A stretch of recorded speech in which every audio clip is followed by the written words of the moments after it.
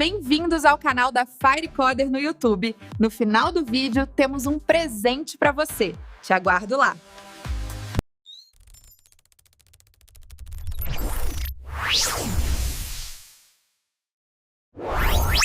Pensa num arranha-céu pegando fogo. A primeira coisa que vem à cabeça, geralmente, é madeira queimando, coisas derretendo. Mas a gente quase nunca pensa no esqueleto de aço do prédio. Afinal, todo mundo sabe que aço não queima. Mas, e se o maior inimigo do aço no incêndio não for a chama, e sim algo que a gente nem consegue ver? Pois é hoje que a gente vai desvendar esse paradoxo do aço.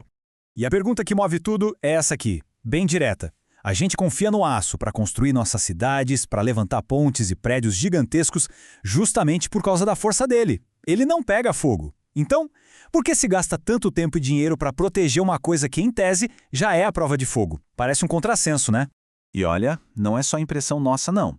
A ciência e as normas de construção são muito claras. O aço não é combustível. Diferente da madeira, ele não vai alimentar as chamas nem fazer o fogo se espalhar. E isso, na verdade, só deixa o mistério todo ainda maior. Se ele não queima, afinal, qual é o verdadeiro perigo? E a resposta começa a aparecer aqui.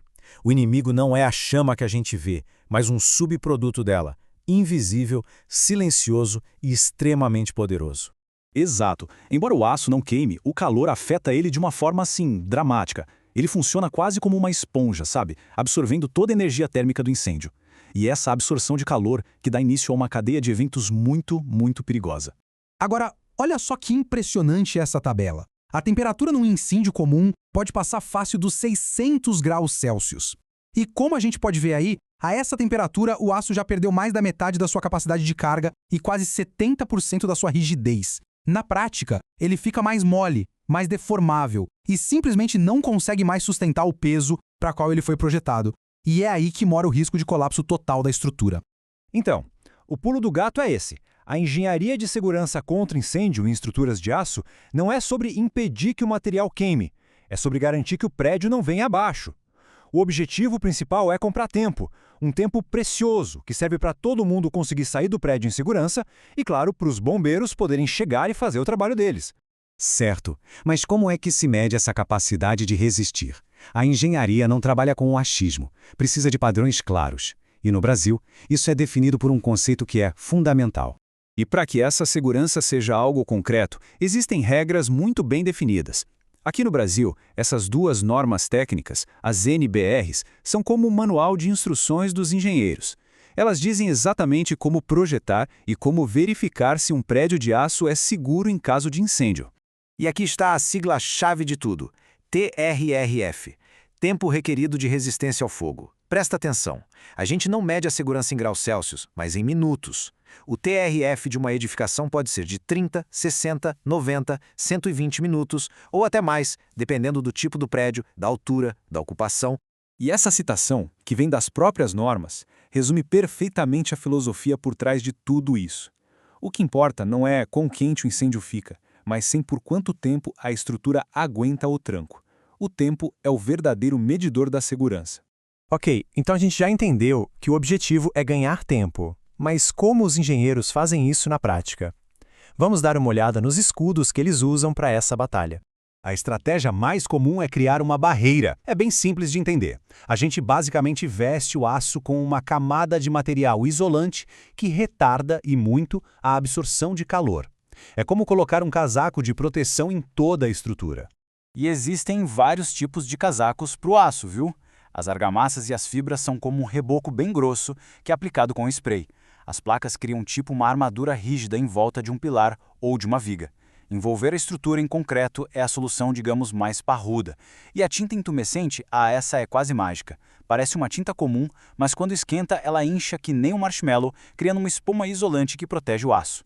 Só que para esses casacos funcionarem, eles precisam ter algumas características especiais.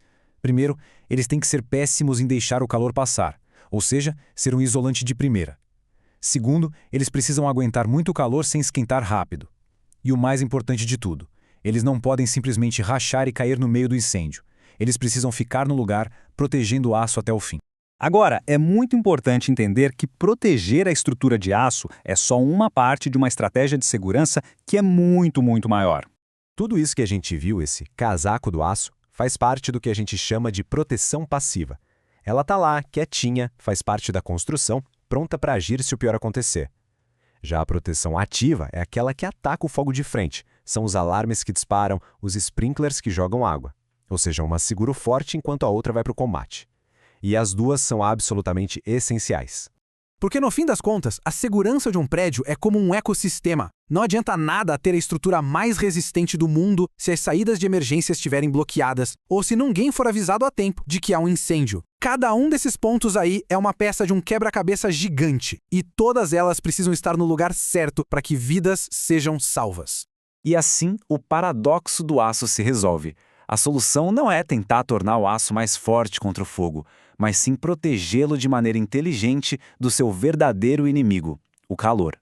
E isso nos lembra que na engenharia e talvez na vida, entender as fraquezas é tão importante quanto celebrar as forças. No final das contas, a segurança não vem de um único material invencível, mas de um sistema completo, pensado nos mínimos detalhes. Olá, amigos! Temos um presente para você. Você pode ser o sorteado e ganhar uma licença do software ZWCAD inteiramente de graça. Siga o nosso canal e acompanhe nossos vídeos. O sorteio será quando chegarmos a 1000 inscritos. Até a próxima!